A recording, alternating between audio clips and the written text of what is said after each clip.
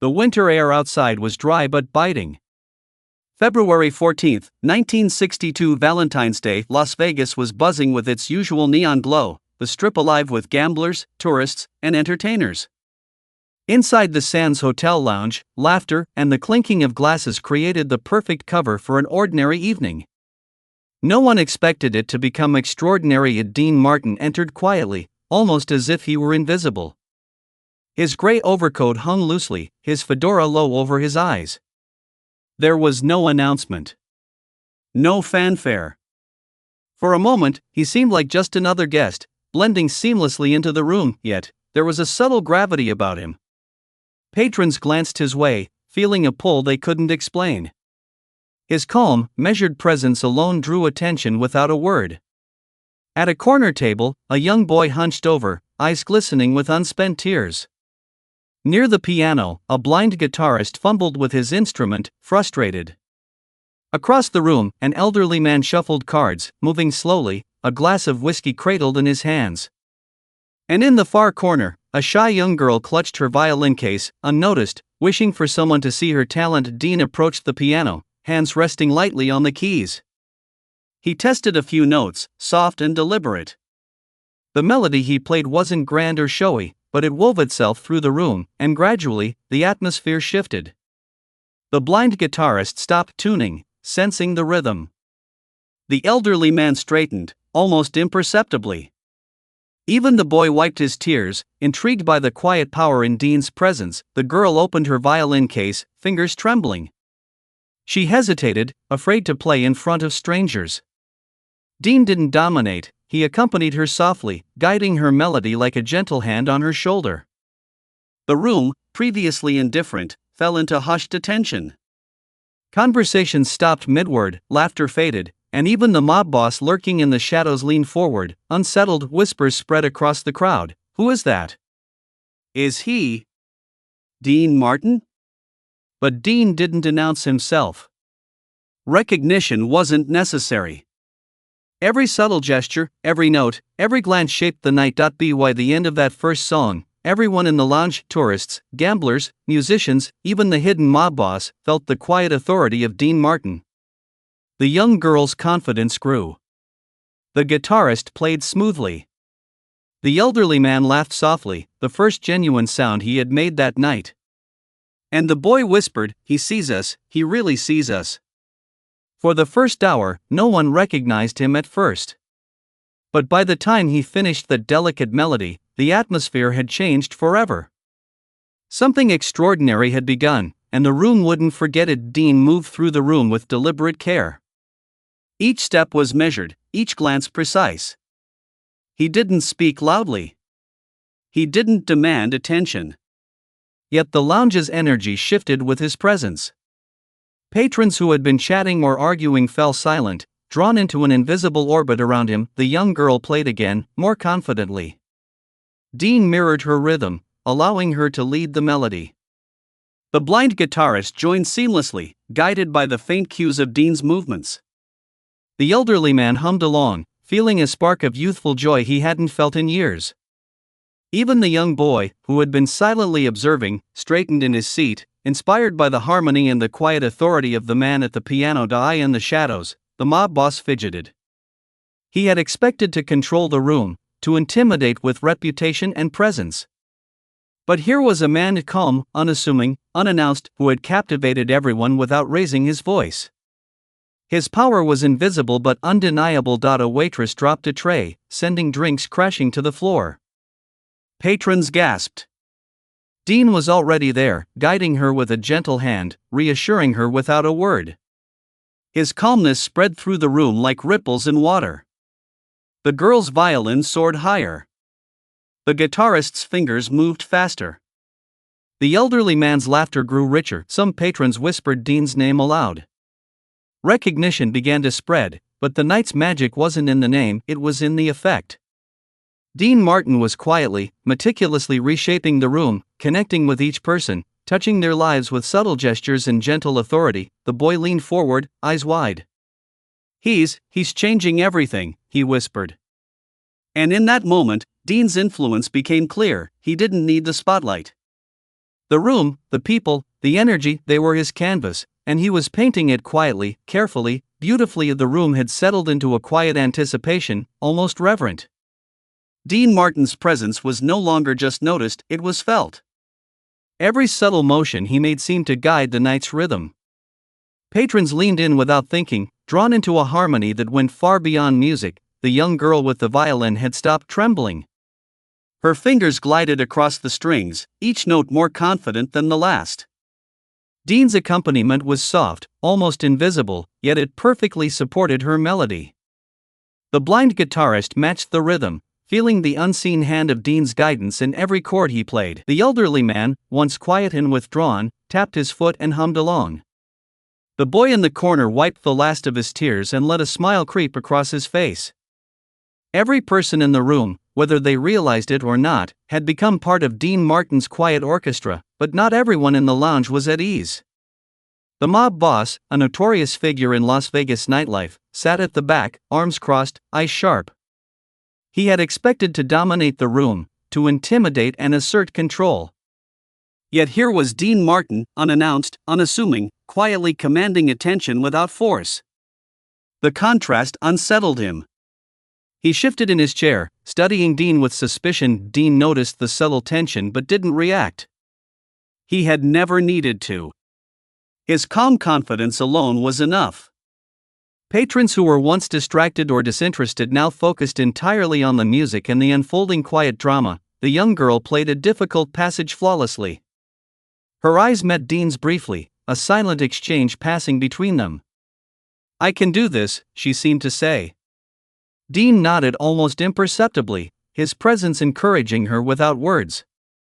The blind guitarist followed, adding delicate harmonies that lifted the song to a level that seemed almost otherworldly. Suddenly, a drunken patron laughed mockingly at the girl, attempting to undermine her. The lounge froze. All eyes turned. Everyone expected confrontation, perhaps even an argument. But Dean didn't raise his voice. He walked toward the man calmly, hand extended to steady the girl's music. With a few quiet words, he redirected the situation, diffusing tension without raising his tone. The patron, intimidated by Dean's calm authority, slumped back into his seat, silence enveloping him. The effect was immediate. The girl's confidence soared. The guitarist's chords rang brighter. The elderly man's laugh became full and rich. The boy clapped softly, unable to contain his awe. The mob boss, silently observing, realized that Dean's influence extended far beyond charm or fame. He wielded a power deeper than intimidation, a power that touched the human spirit. By now, whispers of Dean Martin's identity spread throughout the lounge. "Is that Dean Martin?" someone asked. Another voice added, "I thought he was just another guest." But names didn't matter. The night had transformed. Ordinary moments became extraordinary, unnoticed emotions were acknowledged, and the room itself seemed to breathe in sync with the music. Dean glanced around the room once more, eyes landing briefly on each person who had been touched that night. He didn't smile, didn't wave, didn't ask for recognition. His satisfaction was private, contained within the calm certainty that he had changed the night for those who needed it most. As the song ended, the lounge remained silent, absorbing the afterglow of what had just occurred. Patrons looked at one another, realizing something profound had happened. The young girl wiped a tear from her cheek, whispering, "I never thought anyone would hear me like that." The boy, still in awe, whispered again, He sees everything." And in that quiet, Dean Martin's presence was fully understood. The room, the people, the energy, everything had been subtly reshaped by his calm authority and thoughtful guidance. No one recognized him at first, but now the impact of that evening was undeniable. The night, however, was far from over. Tension still lingered in the shadows, waiting to test the quiet power Dean Martin had wielded so far. The mob boss, simmering with curiosity and unease, would soon make his move. And the true test of Dean's subtle genius was about to unfold. The lounge, now fully captivated, had transformed into a theater of quiet awe. Dean Martin's subtle orchestration had drawn every patron into a shared rhythm, yet shadows lurked in corners. The mob boss, a tall man with cold, calculating eyes, shifted in his chair. He had tolerated the unnoticed intrusion for too long. Tonight, he intended to assert control. Meanwhile, a drunken patron at the front table, emboldened by alcohol and ego, made a crude joke at the young girl's expense. Laughter erupted from a few, breaking the delicate spell Dean had woven. The girl's fingers faltered on the violin, fear flashing across her face. For a moment, the room teetered on chaos. Dean didn't rush. He stood slowly, exuding quiet command, and walked toward the man. Every step was deliberate, measured, unhurried. The lounge fell into an expectant hush, the air thick with tension. Patrons instinctively leaned in, sensing that the moment would define the night. Without raising his voice, Dean addressed the man with a calm, precise tone. "Let's not ruin a good song." That simple line carried weight beyond words. The drunken patron froze, uncertainty spreading across his face. He hadn't expected confrontation in this manner. His laughter died, replaced by stunned silence. Dean's eyes swept across the room, reassuring the girl, the guitarist, the boy, and the elderly man. "Keep playing," his gaze seemed to say. And they did. The girl's fingers regained confidence, the blind guitarist matched her rhythm flawlessly, and the elderly man's hum grew stronger, filling the lounge with warmth. From the shadows, the mob boss's attention sharpened. He rose, voice low but menacing, demanding the room's focus. "Who do you think you are?" he hissed, stepping closer to the piano. Patrons glanced nervously between him and Dean. Some reached for drinks, some straightened, all aware that the next moments could explode into violence. Dean didn't flinch. He placed his hands on the keys and began to play a slow, deliberate melody, each note carrying authority and subtle defiance. His eyes met the mob boss's, calm but unyielding. The message was clear: intimidation would not work here. The mob boss, accustomed to submission through fear, froze. No one had dared resist him with such serenity. The lounge felt the shift instantly. Patrons, once tense, now leaned into the music, witnessing a masterclass in quiet power. The young girl's violin soared, the blind guitarist's harmonies lifted, and the elderly man clapped softly, moved to tears. Even the young boy whispered, "He's unstoppable." Minutes passed. The mob boss, defeated not by anger but by Dean's unshakable calm, sank back into his seat. His presence remained intimidating, but the room had changed. The patrons now looked not at fear, but at quiet courage, embodied in one man who refused to raise his voice to command respect. The drunken patron slumped in his chair, ashamed, while the girl finished her piece flawlessly, her confidence fully restored. The blind guitarist added a final, resounding chord, bringing the room to a hushed awe. The mob boss, realizing he could not dominate this night, silently withdrew into the shadows. Dean Martin, with a brief glance at the young girl, the boy, and the elderly man, acknowledged their courage with a subtle nod. His work was not just music, it was the transformation of an entire room, the affirmation of talent, the restoration of dignity. By the end of the night, the lounge was no longer just a venue, it had become a stage of resilience, courage, and quiet heroism. Every person had been touched in some way, and Dean Martin had done it without a single raised voice. The night was far from over, though. The climax, the full ensemble, the emotional crescendo, and the final unforgettable act, was yet to come. But Part 4 had cemented Dean Martin's reputation not just as a performer, but as a quiet force capable of commanding hearts and minds with subtlety, grace, and unwavering calm. The lounge had transformed into a living, breathing organism. Every patron, from gamblers to tourists, felt the subtle pulse of Dean Martin's quiet authority. The tension from the mob boss and the drunken patron had dissipated, replaced by awe and anticipation. Now, the night was ready for its crescendo. Dean Martin sat at the piano, his fingers poised over the keys. He glanced at the young girl with the violin. Her nerves had settled into a radiant confidence. The blind guitarist tuned once more, a faint smile breaking across his face. The elderly man straightened, holding his whiskey glass like a conductor's baton, while the young boy leaned forward, eager for what was about to unfold. Without a word, Dean began to play. The notes were soft at first, like whispers weaving through the room, but they carried an undeniable gravity. The girl followed, drawing her bow across the strings with precision and emotion, her music blending seamlessly with Dean's piano. The blind guitarist added harmonies, lifting the melody to a soaring level. The room fell into silence. Every patron was rapt, leaning in, almost afraid to breathe. Even the mob boss, hidden in a corner, stopped shifting in his chair. His eyes, once cold and calculating, now reflected something he hadn't felt in years: genuine respect. The young girl's melody swelled, her confidence now fully ignited. She no longer hesitated, her music spoke with a voice that transcended words.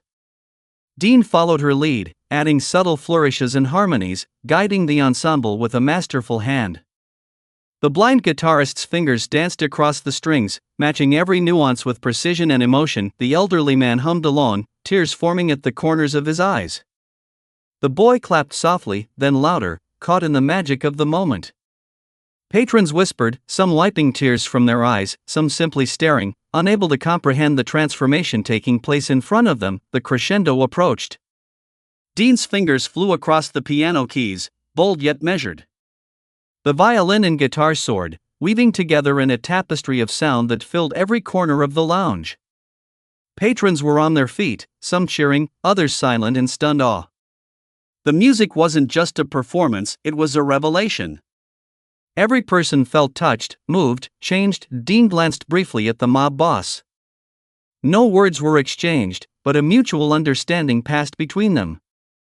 The mob boss, accustomed to fear and submission, recognized the undeniable power of calm, skill, and integrity. He bowed his head slightly, acknowledging a force greater than intimidation. As the final notes faded, the lounge was enveloped in a profound silence. For a heartbeat, no one moved. Then the applause erupted, not forced, not expected, but genuine and thunderous. Patrons cheered for the girl, the guitarist, the elderly man, and the quiet genius at the piano. Dean Martin, however, remained composed, nodding subtly, never seeking recognition, never asking for applause. The young girl's eyes shone with tears, the blind guitarist grinned, and the elderly man laughed softly, overwhelmed by the beauty and the unexpected validation. The young boy whispered again, he changed everything tonight. Dean rose from the piano, moving through the room with quiet grace.